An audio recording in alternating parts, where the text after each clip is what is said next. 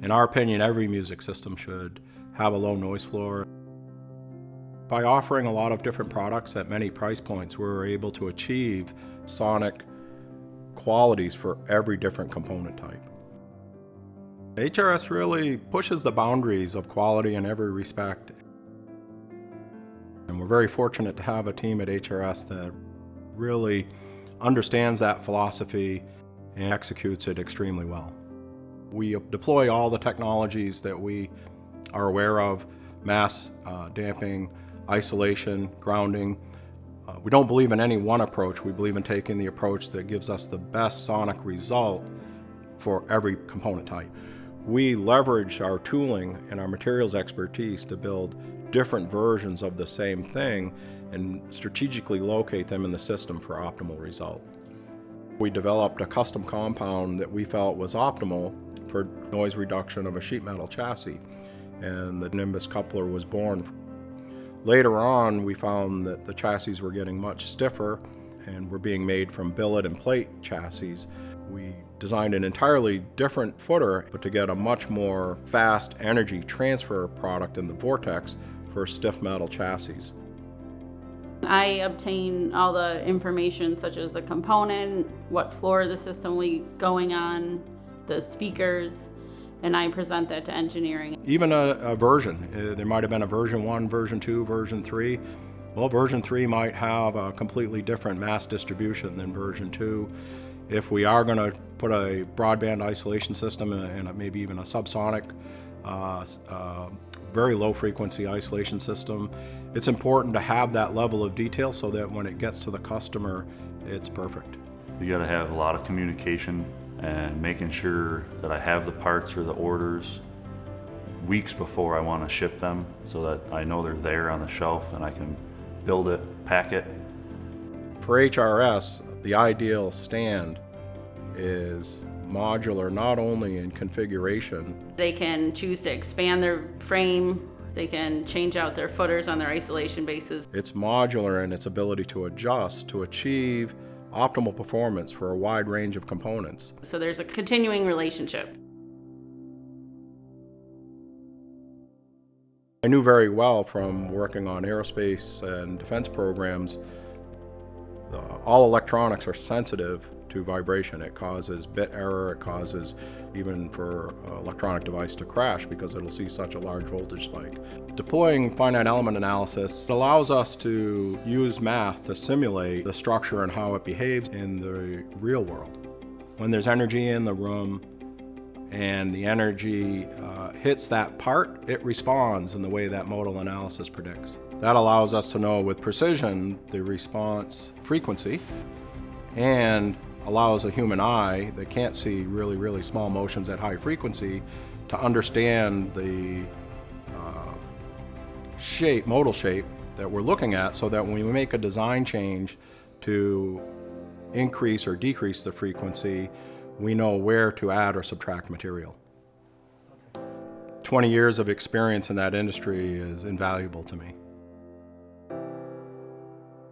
That is really the birth of HRS, is the day I went, I wonder how important this is. With experimentation, it quickly became obvious.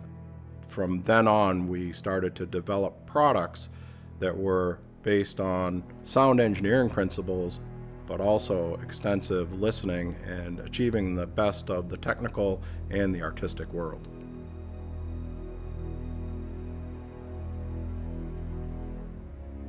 Each step in the process, inspection, quality control, process procedures, is put in place at HRS to make sure the product that the customer receives is identical to the one we approved.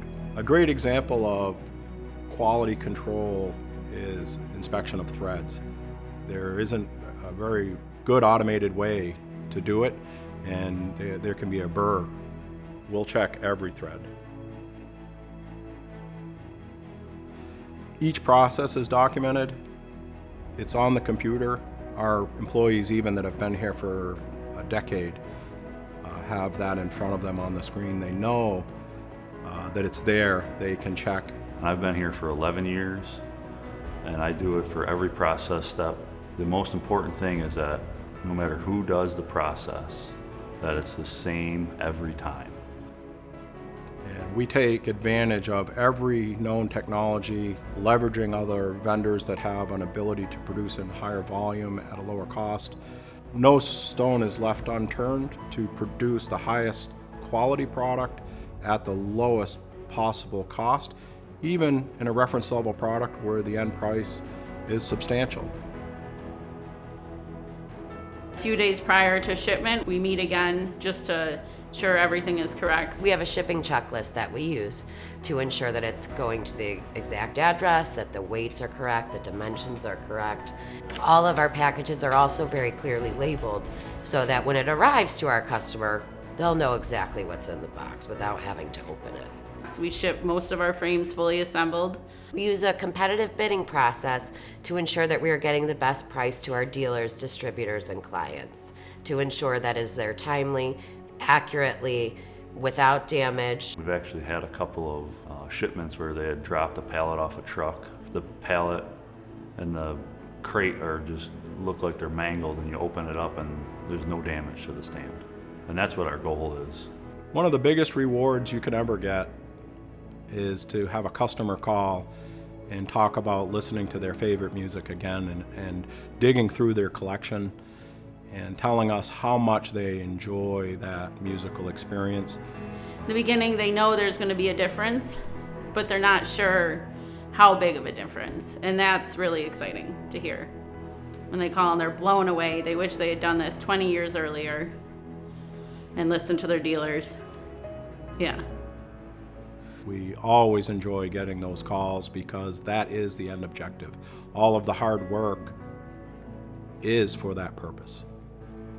You work hard to produce a product at an exceptional performance level, and value to me is how much better a system sounds and how the customer experiences that music. It also encompasses quality, workmanship, cosmetic look, modularity, but it has to have that feeling of exceptional value or it's not HRS.